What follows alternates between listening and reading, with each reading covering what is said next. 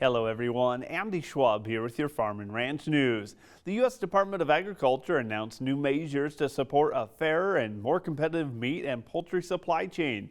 The USDA's proposed rules aims to address long-standing issues in the livestock, meat, and poultry sectors while supporting farmers and ranchers and lowering food costs. Ag Secretary Tom Vilsack emphasized the administration's commitment to creating affordable and competitive agricultural markets. The proposed rule will enforce clear standards under the Packers and Stockyards Act, ensuring the fair practices and competitive markets. The USDA is also highlighting the progress it is in enhancing independent meat and poultry processing and expanding domestic fertilizer production.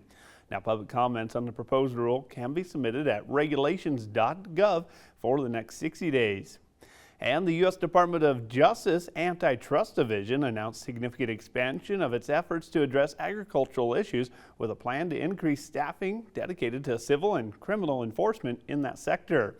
Michael Cades, Deputy Assistant Attorney General for the DOJ Antitrust Division, made this announcement on Friday's RCAF USA's 2024 National Convention in Deadwood, South Dakota. The DOJ intends to expand hiring of lawyers for its Chicago office, who will primarily focus on antitrust, competition, and fairness issues within the agricultural supply chains. This new team, the first of its kind in the Midwest, will be tasked with enforcing laws related to agriculture. Both Montana Farmers Union President Walter Schweitzer and National Farmers Union President Rob LaRue expressed strong support for the DOJ's initiative, saying the move will help protect family farmers and ranchers from anti-competitive practices. We need to take a quick break, but we'll be back in a short bit to look over your ag markets. I wanted to put up a fence to protect my tomato plants. So I grabbed this, and then I did this. But instead of yielding a big crop, I hit a utility line and had to pay $1,200 in repairs. I didn't just lose my pride and joy.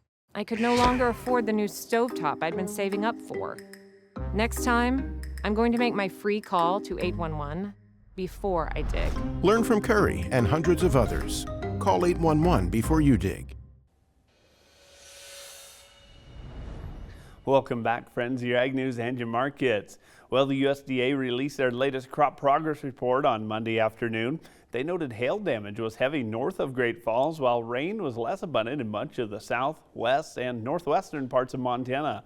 In addition, the Bitterroot snowpack jumped to 450% of normal following the recent rain and snowfall.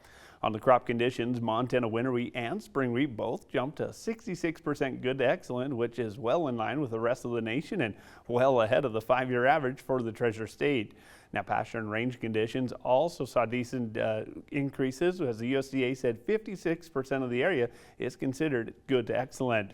Now, the weekend heat did not hit the report yet for that drying out on the topsoil and subsoil moisture levels. However, next Monday's report certainly could be a different story. And all eyes are once again on the cash cattle trade this week, with many curious if packers are going to make a push to lower prices or if the feedlots can hold that push back. That 4th of July buying is certainly in full swing for retailers, and packers may have the notion to bring out their checkbooks because of it. All in all, though, the strength from the cash sector is lending some support to the cattle auctions, along with the fact that cattle numbers are at 50-year lows.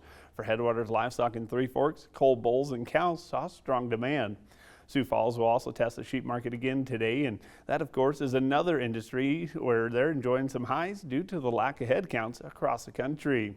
For the September contracts, all through U.S. wheat, well, they were lower as USDA reported quick harvest progress late Monday. Row crops also ran lower, with them reaching new lows in 2024 in spite of production losses that are likely the result of the June flooding for that northwestern Corn Belt area. Well, there's a look at your ag markets and news. I'm Andy Schwab. Have a great rest of your day.